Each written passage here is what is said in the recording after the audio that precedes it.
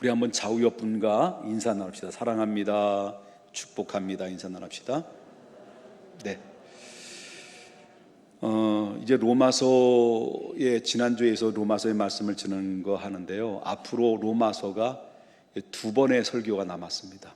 로마서는 두 번만 설교하면 로마서를 다 마치게 되는데, 지금까지 로마서의 말씀을 통해서 하나님의 인간의 죄가 어떤 것인가 라고 이게 죄에 대해서 얘기했고, 유대인의 죄와 이방인의 죄에 대한 이야기를 했고, 그 구원을 위해서 하나님이 어떤 일을 행하셨는가, 독생자 예수님을 보냈고, 바로 누구든지 이제는 유대인에게만 해당되는 것이 아니라 유대인이나 헬라인이나 야만이나 모두가 바로 그리스도 안에서 믿음으로 말미암아 구원을 얻게 된다.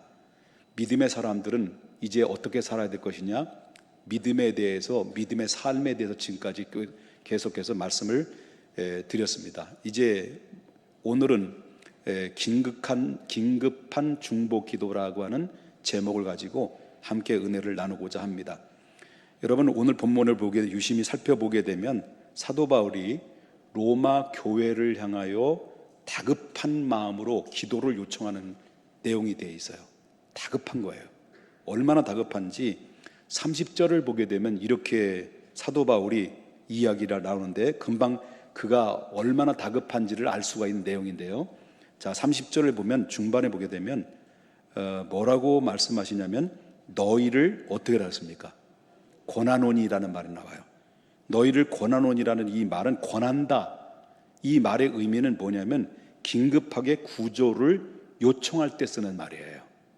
그리고 여기서 권한다는 말을 좀 더 쉽게 표현한다면, 제발 이렇게 해 주십시오라는 내용이 담겨져 있습니다. 그리고 이 말을 종합해서 말한다고 한다면 꾸물꾸물거릴 시간이 없습니다. 이것은 내가 간절히 바라고 원하는 소원입니다라고 하는 말로 해석이 되는 내용입니다. 그만큼 로마 교인들을 향해서 긴급한 기도를 요청하는 내용이 여기에 다 바울의 심정에서 담겨져 있다라고 하는 것입니다. 또 하나의 그 중요한 말이 나오는데요. 30절에 이렇게 보게 되면 너희 기도에 일이 나오죠. 너희 기도에, 그 다음에 뭐라고 나와요? 나와 함께 어떻게 하여? 힘을 같이 하여라는 말이 나옵니다. 그러니까 너희의 기도에 나와 함께 힘을 같이 하다. 그러니까 다시 말하면 내가 사도 바울이에요. 여러분들은 누구예요? 로마 교인들이에요. 사도 바울이 얘기하는 것은 바로 뭐라고 말하냐면, 너의 기도와 나의 기도가 어떻게 되는가? 힘을 같이 합해자 라고 하는 의미가 담겨져 있다는 겁니다. 이것은 한마디로 뭘 의미합니까? 전투 용어 때 사용하는 얘기입니다. 전투 용어. 그러니까 사생 결단하려는 사람에게 처음 기도에 전력을 쏟아붓는, 그런 전력을 쏟아붓겠다라고 하는 그런 내용들이 그 안에 담겨져 있다라고 하는 것입니다. 이 말을 좀 종합해 보면 이것입니다. 로마 교인들이요, 내가 목숨을 걸고 사생 결단하여 기도하는데 여러분들도 제발 기도해 주십시오 라고 하는 겁니다. 왜? 지금 다급한 상황이 있기 때문에 그렇다는 거죠. 꾸물꾸물거릴 시간이 없습니다. 이것은 나의 간절한 소원입니다 라고 하는 그런 내용으로 30절에 한마디에서 이 바울의 긴급한 기도에 대한 내용을 얘기하고 있다라고 하는 것입니다. 그렇다면 이 바울이 지금 얼마나 다급했으면 로마 교인을 향해서 그러한 기도를 요청하는 이유가 뭘까? 여기엔 충분히 이해가 되고 있고 이유가 있는데, 그 이유 중에 첫 번째는 뭐라고 말씀드리냐면, 바울은 예루살렘의 교회를 가면 자기 자신을 죽이려고 하는 이 무리들이 지금 기다리고 있다는 것을 바울은 알고 있었다는 거예요. 그럼 지금 이 시간에 들었던 말씀처럼, 우리가 지난 시간에 들었잖아요. 지난 시간에 들었던 말씀처럼 바울은 원래 예루살렘에서부터 어디까지 복음으로 말미암아 편만하겠다고 그랬습니까? 일루리군까지 가서 복음을 편만하게 했다라고 말해요. 그러나 바울은 여기에서 멈추지 아니하고 마지막에 남겨놓은 간절한 소원이 있었는데, 그 간절한 소원이 로마로 들어가서 로마를 거쳐가지고 이제 마지막에 어디까지 가기를 원했다는 거예요? 서바나라고 하는, 그들이 말하는 그때 당시에 땅끝까지라고 하는 곳에 가서 복음을 전하고 자기의 모든 것을 다 장렬하게 복음을 전하다가 하나님 앞에 부름을 받겠다라고 하는 그런 가운데서 있었다라고 하는 것입니다. 그만큼 그때 당시는 땅끝을, 당대 사람들은 땅끝을 어디로 봤냐면 서바나라고 불렀어요. 그게 예수님이 말씀하셨던 것처럼 너희가 성령이 임하시면 예루살렘과 유대와 사마리아와 그 다음에 어디예요? 그 땅끝까지 복음을 전하라는 이 사도 바울이 그 예수님의 명령을 따라 땅끝까지 그 명령을 목숨을 다해서 전하기를 원했던 것이 사도 바울이었다라고 하는 거예요. 그만큼 사도 바울의 열정이 그 안에서 담겨져 있는데, 그런데 문제는 바로 뭐냐면 그 길이 막혔다라는 거예요. 누가 막으셨냐? 하나님이 막으셨다는 거예요. 그 길이 막히자 아쉬움을 뒤로해서 사도 바울은 어떻습니까? 다시 예루살렘으로 발길을 옮겨버립니다. 예루살렘으로 발길을 옮기는데 자기 원래 계획은 어땠다는 거예요? 자기 계획은 바로 로마에 거쳐서 마지막 서바나까지 가서 복음을 전해서 자기 인생을 정말 장렬하게 복음을 증거하다가 하나님 앞에 부름받는 건데 하나님이 그걸 딱 막았다는 거예요. 그리고 막아서 결국 어떻습니까? 할 수 없이 하나님이 막으시니까 어쩔 수 없잖아요. 그래서 그 아쉬운 마음을 다 뒤로 하고 예루살렘으로 발걸음을 옮겼다. 그 이유는 뭐냐라는 겁니다. 그 이유는 물론 오늘 이 시대의 코로나 문제 때문에 뭐 대형 교회도 그렇고 뭐 소형 교회도 개척교회도 다 어렵잖아요. 어렵습니다. 그런데 예루살렘에 다시 발길을 옮기려고 했던 이유가 바로 뭐냐면 그때 당시에 예루살렘 교회, 초대교회죠. 예루살렘 교회가 그때 당시에 대기근이 임했던 거예요. 기근이 임하니까 바로 오랫동안 가뭄이니까 농산물도 없을 것이고 식량도 없을 것이고 물가는 상승되고, 그리고 한마디로 말한다면 이 예루살렘 교회 성도들이 먹고 사는 문제에 대해서 상당히 고초를 겪고 있다는 소식을 사도 바울이 전했던 거예요. 전해 들었던 거예요.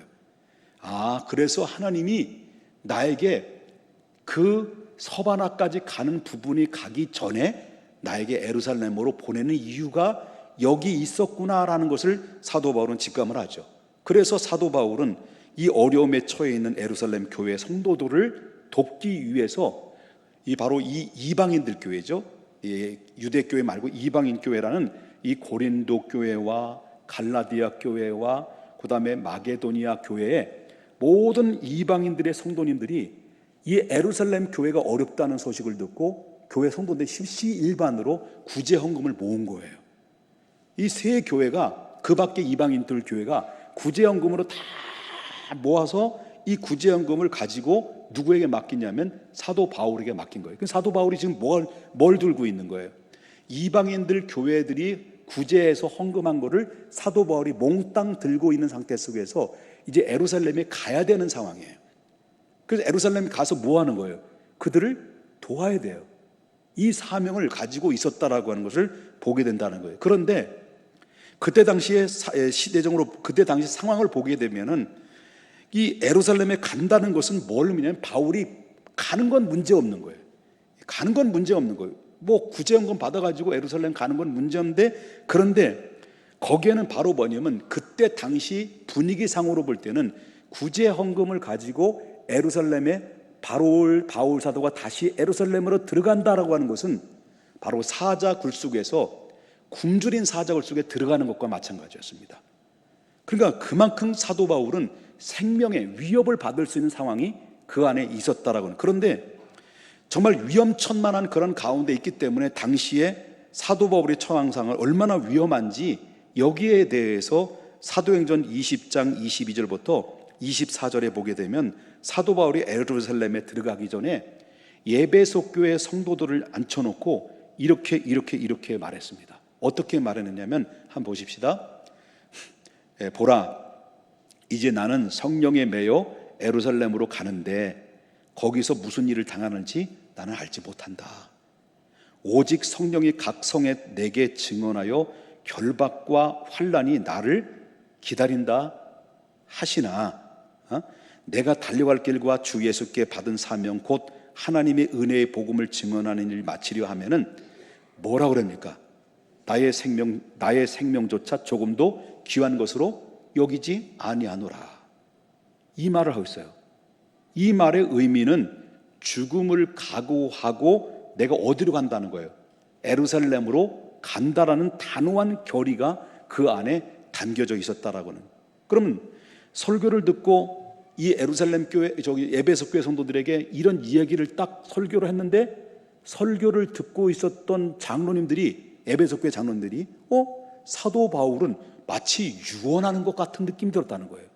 마치 유언하는 것 같은 느낌이 들면서 사도 바울이 그 설교를 하고 마치고 딱 나면서 장로님들이 사도 바울을 불러요. 불러가지고 장로님들이 이렇게 이야기합니다. 사도행전 23장 31절 이렇게 얘기합니다. 뭐라고 얘기해요? 긴장감이 도는 거죠. 당신은 그들의 청함을 따르지 마소서. 예루살렘 교인들이 청하는 것을 따르지 말라는 거예요. 에베소 교회 장로님들이. 그들 중에서 바울이 죽기 전에는 먹지도 않고 마시지도 않고 맹세한 몇 명이에요? 40명이 그를 죽이려고 숨어서 지금 다 준비하고 당신의 허락만 기다리고 있나이다. 이 무슨 말입니까? 지금 예루살렘에는 바울이 예루살렘에 온다는 소문을 이미 정보를 들은 거예요. 정보를 다 입수를 하고 바울이 죽기 전까지 자기 자신들은 먹지도 않고 마시지도 않겠다라고 하는 아주 맹세를 한 40명의 테러 결사대가 바울이 오기만을 간절히 기다리고 있다는 겁니다. 이게 바로 에베소 교회 장로님들이 그걸 알고 있었던 거예요. 그럼 가지 마라, 죽는다. 바울에게 그런 얘기를 하고 강력하게 막는 모습을 보게 된다는 거죠. 그래서 이런 상황을 보고 알고 있었기 때문에 바울이, 하나님이 명령인데 가야 되잖아요. 하나님이 가라면 가고 멈추라면 멈추고, 이것이 바로 사도 바울이요, 이것이 목회자의 가는 길이요, 선교사의 가는 길인데, 그런데 오늘 본문의 31절에 보니까 나로 유대에서 순종하지 아니하는 자들로부터 뭘 하는 거예요? 건짐받게 해달라. 이건 기도해달라는 거예요. 이게 누구에게 기도 요청하는 겁니까? 로마 교회 성도들에게 이런 상황이 있으니까 나로 예루살렘에 들어가는데 내 생명을 그들로부터 건짐받게 너희들이 기도해줘라. 나의 기도와 너의 기도가 합해서 함께 기도를 해주길 원한다라는 강렬한 긴급한 중보 기도의 요청을 누구에게 부탁합니까? 로마 교회 성도들에게 부탁을 하는 거죠. 이해되셨습니까? 자, 그렇다면 두 번째로 그 이유 때문에 중보 기도를 강렬하게 요청을 했다라는 것이고요. 두 번째, 바울 사도가 지금 얼마나 다급했으면 로마 교인들을 향해서 그런 기도를 요청했는지를 보게 되면, 지금 가지고 가는 이방인들이 모아졌던 구제헌금이잖아요. 그 구제헌금이 누가 들고 있어요? 예? 김옥봉 목사가 들고 있습니까? 누가 들고 있어요? 바울이 들고 있어요. 이 바울이 들고 있는데, 바울이 이 구제헌금을 들고 가는데 생명의 위협도 받지만 또 하나의 문제가, 또 하나의 걱정거리가 바로 뭐냐면 예루살렘 교인들의 문제예요. 이 예루살렘 교인들이 이 구제헌금을 전달하는 이 전달이 어쩌면 그것이 잘못될 수도 있다라는 그런 불안감이 바울에게 찾아오게 된 거예요. 그 이유가 뭐냐? 예루살렘 교회는 어떤 교회입니까?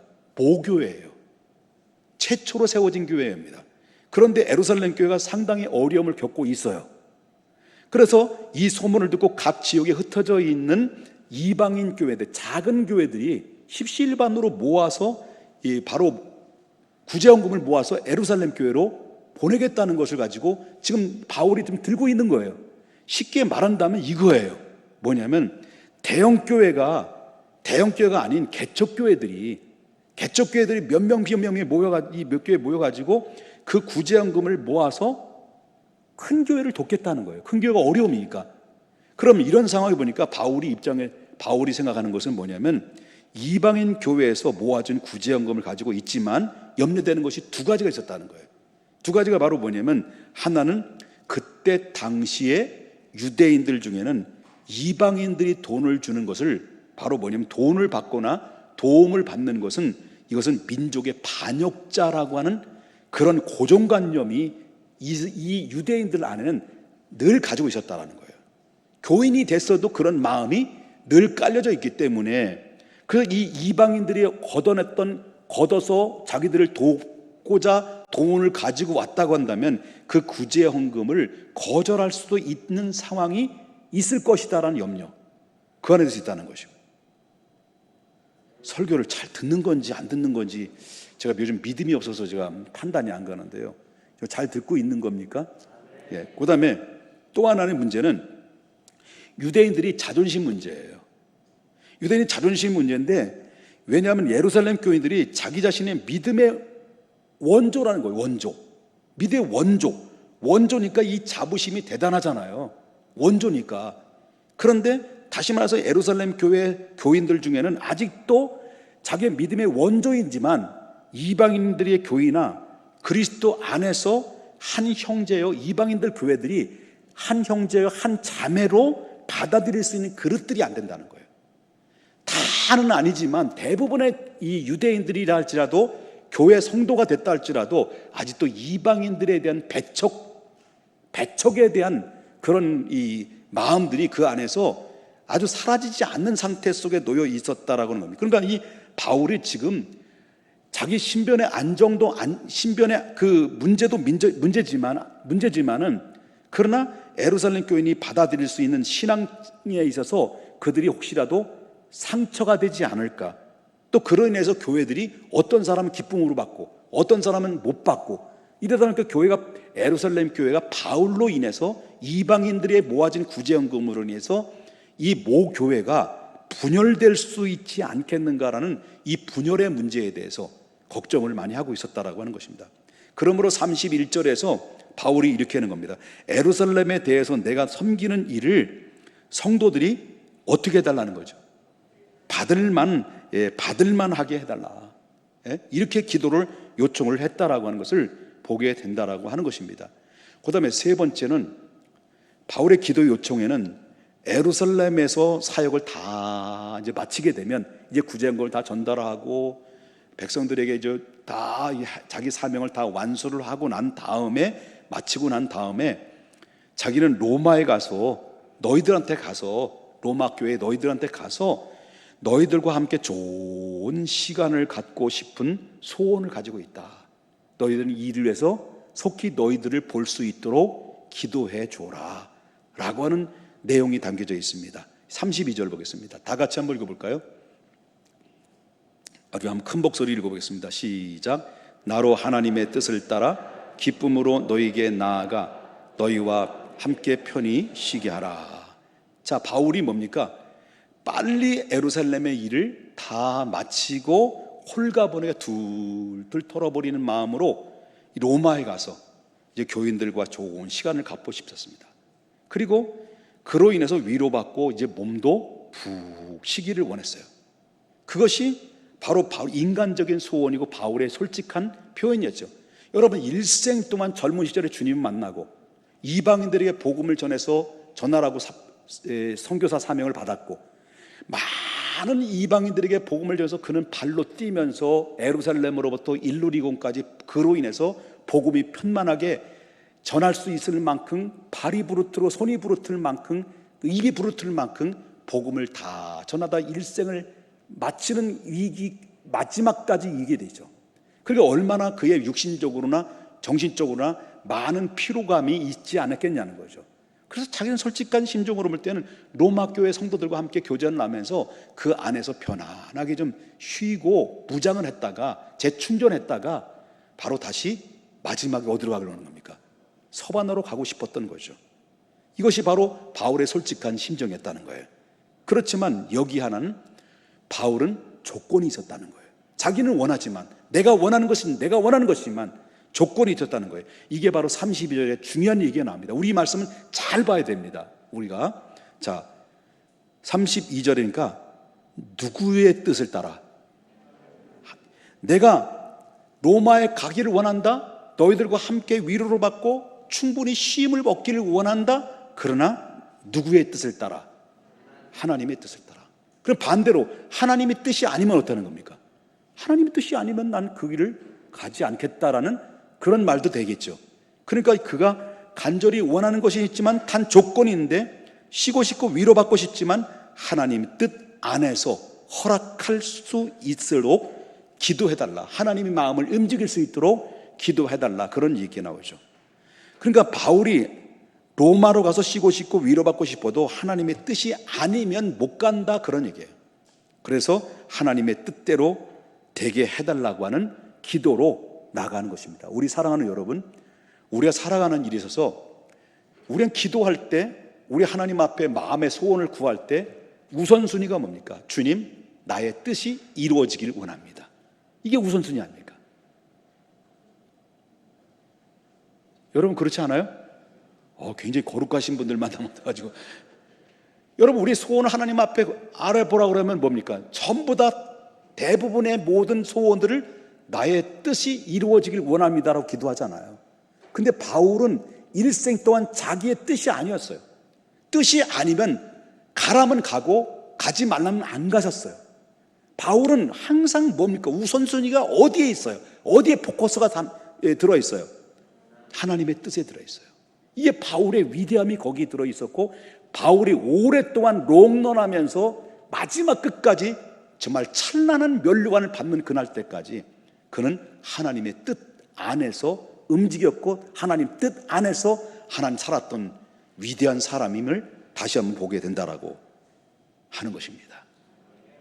자, 우리는 지금까지 바울의 긴급한 기도 요청과 그 내용에 대해서 살펴보았습니다. 본문에 가르쳐주는 우리가 교훈을 받아야 될 텐데, 여태까지 세 가지를 우리가 받았어요. 세 가지를 받았는데, 첫 번째는 예루살렘에 가면 내가 생명의 위협을 받는다, 그걸 위해서 기도해줘라. 그 다음에 두 번째는 내가 구제연금을 가지고 들고 가는데 유대인들이 어떻게 이 구제연금을 받아들일까라는 것이 염려가 된다. 유대인들이 다 그 상황을 초대교인들이 받을 수 있도록 너희들이 기도해달라. 세 번째 뭐입니까? 내가 쉬고 싶다. 누구와 함께? 너희들과 함께. 그런데 하나님 누구의 뜻대로? 하나님의 뜻 안에서.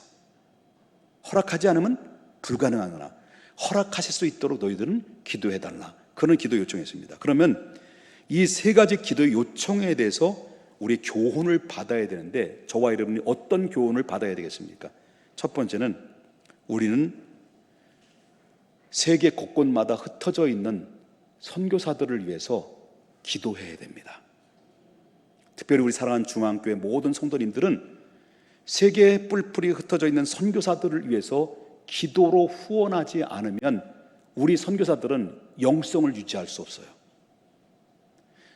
아무리 선교사로 파송했다 하더라도 그들이 가서 사역을 감당하는데 이 선교 사역이 쉽지 않은 사역이기 때문에 2년, 5년, 3년, 10년, 20년을 해도 4명, 5명도 전도가 안 되는 상황도 있었을 것이고요.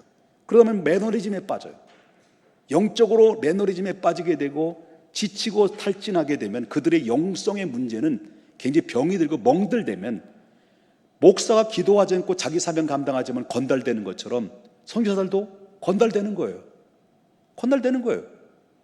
이 건달 선교사들이 왜 얼마나 많은지 몰라요. 너무 많아요. 건달 선교사들이. 목사들도 건달 목사들이 많은 것처럼 뿔뿔이 흩어져 있지만 사명받아봤자 처음부터 그들은 건달이 아니었습니다. 그런 건달이 아니었어요. 뜨거운 사명 부름받아 나서 목숨 내놓고 가겠습니다라고 받았지만 1년, 2년 지나다 보면 영성 관리 안 되고 그러다 보면 인간 생각 들어가고 그건 건달되는 거예요. 그렇기 때문에 특별히 그들은 누구의 힘으로, 그때 거기 그 불모지 같은 지역은 영성이나 어떤 영적인 그런 에너지를 공급받을 수 있는 공급력이 없어요. 우린 줘야 되는 이 선교사들이기 때문에. 그러니까 우리가 선교사를 파송했던 이 교회들뿐만 아니라 한국교회가 해야 될 일은 정말 세계에 뿔뿔이 흩어져 있는 선교사들을 위해서 우린 뜨겁게 기도해야만이 되는 사명을 로마 교회에게 요청했던 것처럼 우리도 그 요청을 강력한 도전을 받으며 기도해야 된다는 거예요. 믿습니까? 믿습니까? 그렇기 때문에 복음을 위해서 최일선 나가서 선교사들을 위해서 항상 기도하라, 그거예요. 그래서 그들을 위해서 그들은 바로 뭐냐면 그 사명을 감당하는 사람들, 정말 사명 따라 목숨을 내놓고 가는 사람들은, 그 세계 뿔뿔이 흩어져 있는 선교사들은 뭘 받습니까? 생명의 위협을 항상 받아요. 생명의 위협을 받는데 그들에게는 보이지 않는 위험이 있고, 그리고 보이는 위험들이 그 두 가지의 위험을 안고 지금 선교사들은 지금 감당하고 있어요. 그들은 무슨 일을 당하는지, 언제 어떤 병이 걸려서 정말 어려움을 당하는지 아무도 예측할 수 없어요. 자기 몸을 돌아보지 않으다 보니까, 내 후배 목사님인 홍승목 목사님이라는 분인데 필리핀에서 간암으로 돌아가셨어요. 자기 몸을 돌아보지 않아요. 왜? 한 영혼 한 영혼을 바라볼 때마다 눈물이 앞을 가리고 저들의 영혼을 구원에 대한 열정이 그를 쉴 수가 없고 가만히 있을 수 없기 때문에 자기 몸을 돌아보지 않다가 자기 몸을 혹사해버리는 거예요. 그렇기 때문에 선교사들이 전도의 계획을 세우고, 그리고 그것을 실행하기 위해서 나아갈 때는요, 혹시 이것이 마지막에 될지도 모른다는 이 각오를 가지고 가족들과 의미 있는 인사를 나누며 먼 타국으로 가는 거예요. 이게 바로 선교사들이 가는 길이에요. 선교사들은 가다가 그 현장에서 순교를 많이 당해요. 여러분이 지난번에 들어서 알겠습니다마는 한재성 선교사라는 분이 있는데, 한재성 선교사님의 아내와 어린 두 딸을 데리고 카자흐스탄으로 선교사로 파송을 갔습니다. 활발하게 선교를 하다가 풍성한 열매를 맺고 있는 무렵에 2004년 9월에 그의 아내 김진희 선교사가 혼자 집에 있었는데, 바로 괴한이 침입해서 괴한 두 명에 의해서 아주 처참하게 살해를 당했어요. 아내를 잃은 그 슬픔에 젖어 있다가 이 남편인 이 선교사님, 한재성 선교사님이 어떻습니까? 얼마나 가슴이 아픕니까? 그 원수 같은 나라 다시 들어가고 싶은 마음이 없을 거 아닙니까? 그럼에도 불구하고 아내를 죽인 나라를 다시 들어가서, 카자흐스탄 다시 들어가서 아내의 순교의 씨앗을, 그 열매를 지금도 열심히 거두고 있다라고 하는 거예요. 우리 교회에서 가장 중점적으로 선교를 하고 있는 이용진 선교사님이 계시고, 우리 하상일 선교사님이 지금 잠깐 한국에 나와서 코로나 때 나왔지만 이용진 선교사님과 함께 협력회 사역을 감당하는데, 그 형님이 계신데, 형님이 바로 우의 형님입니다. 근데 이 교회 센터를 건립하고 그리고 어떤 교회를 세우는 일이 있어서 건축의 부분에서는 이 필리핀 사람들은 너무 느려요. 그래서 외국에 아랍에서 열심히 건설 현장에서 일을 하고 있는 자기 형님을 이 동생 이용진 선교사님이 부른 거예요. 불러가지고 센터를 짓고 건물을 짓는데, 그런 가운데서 불렀는데 그 개한이 침입이 돼서 이용진 선교사님 바로 위에 형님이 개한의 총격에 맞아서 바로 순교를 당하게 됐습니다. 이용진 선교사님이 와서 우리 교회 설교를 했잖아요. 설교에서 자기 형을 죽인 나라, 내가 20년 이상 동안 내가 필리핀 영혼을 통해서 몸과 마음을 다 바쳐서 헌신하고 복음을 전했는데, 내 형을 죽인 이 원수 같은 필리핀 나라를 내가 다시 가야만 하나. 이런 갈등, 내부적인 갈등들이 그 안에서 두 가지 양면적인 부분이 들다는 거예요. 다시는 가고 싶지 않고, 그 현장만 보면 눈물이 흘리며 마음이 막혀서 먹먹해서 어떻게 주체할 수가 없었다라는 거예요. 근데 결국은 그 현장을 떠나지 않고 지금까지 이용진 선교사님은 그 일을 감당하고 있습니다. 우리 교회 내 동기 목사님이 조성현 목사님이라는 분이긴데, 러시아 하바르스크라고 하는 지역에서 조성현 선교사님의 그 밑에 동서죠. 밑에 동서. 그러니까 사모님의 여동생의 남편이죠. 하바르스크에 선교사로 파송을 했다가 괴한의 침입에 의해서 바로 선교사가 순교를 당해요. 순교를 당했습니다. 그래서 순교를 당한 가운데 있다가 그 부인 선교사님마저도 부인 선교사만이도 이 충격에 시달리고 스트레스에 의해서 결국 암으로 돌아가셨어요. 선교사님은 순교당했고 부인은 암으로 돌아가시고, 이 상황을 그 언니라는 그분이 너무 가슴이 아픈 거예요. 그런데도 불구하고 하나님의 그 마음을 감동을 주는 거예요. 그러면 거기에 순교를 하고 그 남겨있는 교회 성도들과 하바르스크 성도들은 어떻게 할 것이냐, 누가 감당할 것이냐. 그 결국 어떤 그 언니, 남편이 이제 동기라고 하는, 지난번 우리 교대 와셨던 조성현 선교사님이 순교를 당한 그 현장에 자기가 가겠다고 해서 지금 가서 열심히 10여 년 정도 지금 곁에 있습니다. 사역을 감당합니다. 선교사는 가서 죽을 수도 있습니다. 어쩌면 자녀의 교육도 포기할 수도 있어요. 그럼 선교사만 포기해야 되는 것이 아니라, 선교사만 희생을 요구하는 것이 아니라 선교사들 자녀들까지도 바로 선교에 올인하다 보니 거기에 포기해야 될 일들이 많이 있습니다. 어쩌면 사랑하는 사람들이 잃어버릴 수도 있어요. 곁에 있던 사람들이.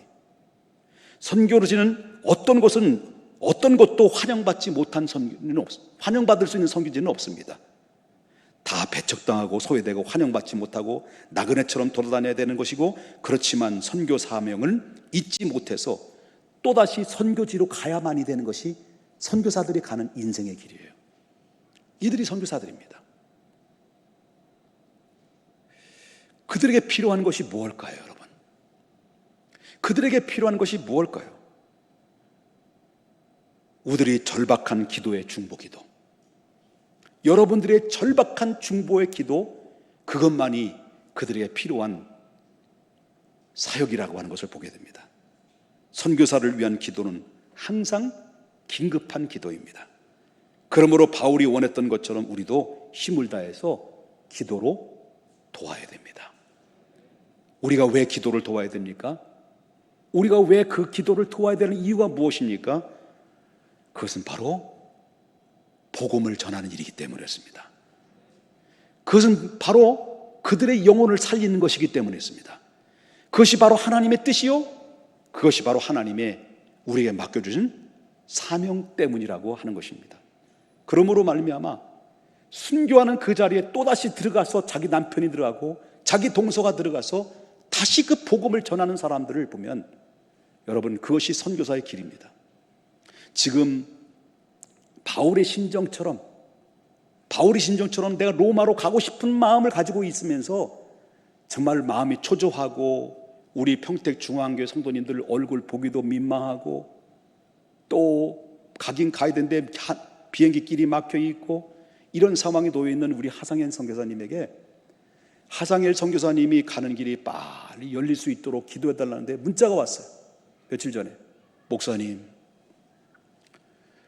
필리핀 락다운이 4월 30일까지 또 연장됐답니다. 어떻게 하면 좋을까요? 이럴 때 교회 성도님들 앞에 계속 왜 못 나가니, 왜 안 가니, 이런 막박감, 마음은 가고 싶은데 가지 못하는 이 심정, 아마 지금 뒤에 계시지만 이 앉아있는 것조차도 힘들고 버거울 것이라고 생각이 됩니다. 우리가 할 수 있는 일은 이제 기도하십시다. 우리 교회 첫 번째 파송한 하상일 선교사님 가정을 위해서, 그리고 자녀들을 위해서, 안정과 사역을 위해서 이제 기도해야 되지 않겠는가. 그런 의미에서 우리 하상일 선교사님 가정을 위해서 저 뒤에 앉아 있는데 우리 큰 박수로 위로를 해주시기 바랍니다. 이럴 땐 일어나면 누가 누군지 모르잖아요. 잠깐 일어나셔서, 우리 하상일 선교사님 일어나세요. 예. 사모님도 일어나주세요. 예.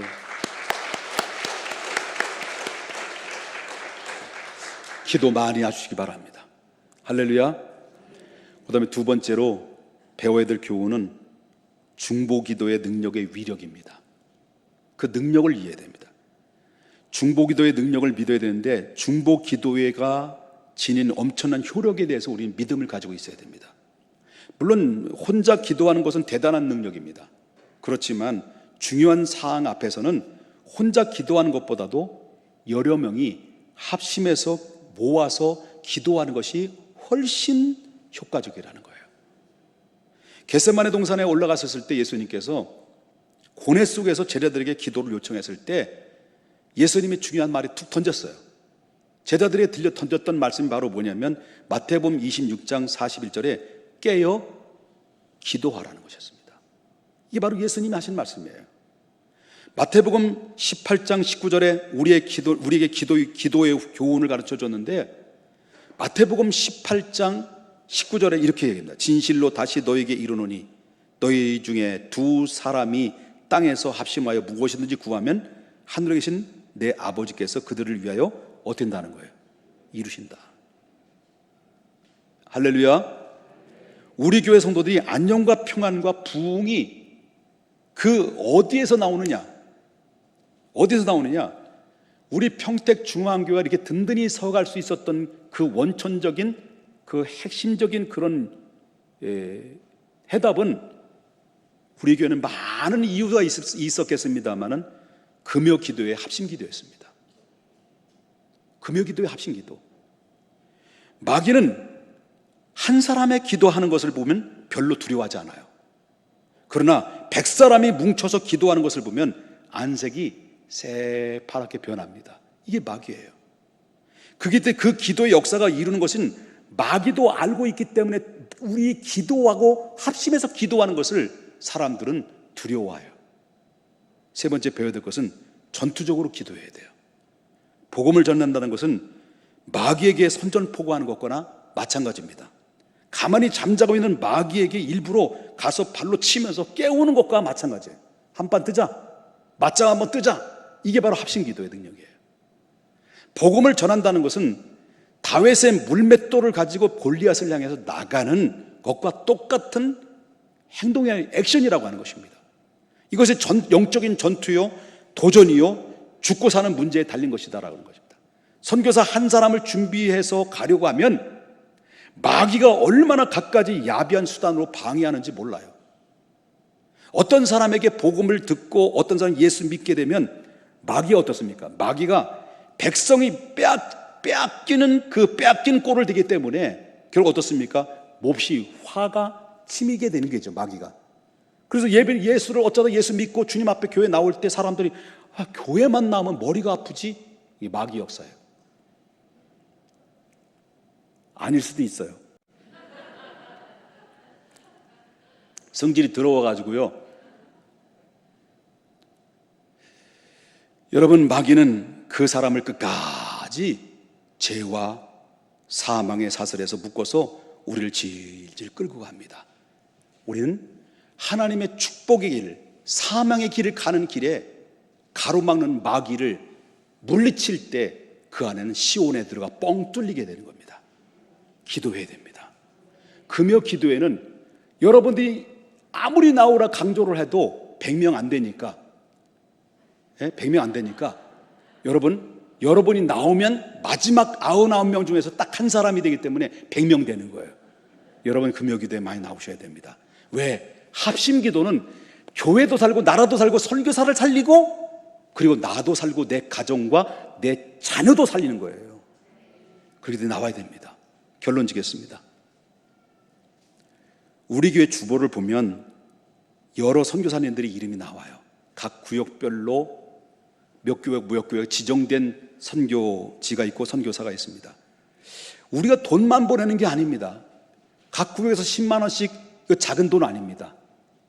각 구역에서 10만 원씩 우리가 지정된 선교사님을 위해서 보내는 이 헌금이 여러분들이 정말 땀과 열심히 애써 벌은 돈을 가지고 하나님 앞에 소중한 헌금으로 드리진 것이죠. 이것을 우리는 아깝다고 생각하지 말아야 됩니다. 왜 구역예배, 왜 헌금을 왜 그렇게 많이 해요? 왜 걷어요? 이렇게 생각하지 말라는 거예요. 하나님이 정말 이런 사람들을 보면 이걸 어떻게 할까 하고 좀 잘해봐 이렇게 하실 것 같아요. 우리가 후원하는 선교단체의 이름이 나와요. 여러분들이 주보를 보게 되면 저 시골에 있는 조그마한 교회, 다 쓰러져가는 교회도 여기 주보에 들어있어요. 그분들을 놓고 얼마나 기도했는가. 헌금만 걷는 게 목적이 아니라, 헌금만 내는 게 목적이 아니라 그들을 위해서 얼마나 기도가 있는가. 어쩌면 긴급한 기도일 것입니다. 분초를 다투는 기도일 것입니다. 죽고 사는 문제일 것입니다. 한 사람의 한 영혼을 지옥에 던져지느냐, 아니면 영원한 하나님 나라에 들여보내느냐라는 심각한 문제가 그 안에 달려있어 있습니다. 그러므로 우리는 더 힘을 합하여서 더 열심히 기도에 쏟아부어야 됩니다. 기도하면 마귀는 우리를 절대 이기지 못합니다. 합심 기도는 바로 우리 당할 자가 없는 것입니다. 그렇기 때문에 사랑하는 여러분, 마태복음 18장 19절 다시 한번 읽어보겠습니다. 다 같이 한번 큰 목소리를 읽겠습니다. 시작. 진실로 다시 너에게 이르노니 너희 중 두 사람이 땅에서 합심하여 무엇이든지 구하면 하늘에 계신 내 아버지께서 그들을 위하여 이루게 하시리라. 아멘. 한 사람이 아니라 두 사람이, 한 사람이 아니라 사랑의 두 겹절이 아니라 삼겹줄이 되면 끊을래야 끊을 수가 없는 것처럼, 이 어려운 시국 앞에, 또한 이 어려운 상황 앞에, 특별히 선교사들이 파송을 당했지만 한국에 돌아와서 금방 갈 줄 알았는데 코로나 문제가 1년이 되고 2년이 되는 그런 다가가는데도 불구하고 비행기 길이 막혀져 있는 상황 속에 있는데 왜 비행기 길이 열리지 않고 가고 싶어도 갈 수 없는 상황이 있느냐라고 할 때 우리는 이 거룩한 도전을 받아야 된다. 이 우리의 문제다. 기도하지 않은 우리의 문제다. 이제부터는 기도해야 됩니다. 하늘문이 열려지게 해주시고 선교사들이 다시 들어가서 복음을 증거할 수 있는 긴박한, 그들이 한국의 교회의 선교사들이, 한국에 돌아온 선교사들이 들어가지 못하면 바로 그 선교 지역은 방치된 상태에 놓여 있는 거죠. 마귀는 우는 사자같이 두루 삼킬 자를 잡고 있는 가운데 다 씌워놓고 다 예수 믿게 만들었는데 다시 또다시 저들은 샤머니즘, 가정 우성 숭배에 빠지고 토독신앙에 자세히 들어가서 하나님을 잃어버릴 수 있는 상황이 놓여있기에 이제 우리 하나님 앞에 기도의 위력은 있습니다. 하나님 우리의 기도를 듣기를 원합니다. 모든 열고 닫는 것은 하나님의 손에 달려 있습니다. 단 우리는 기도해야만이 되는 것입니다.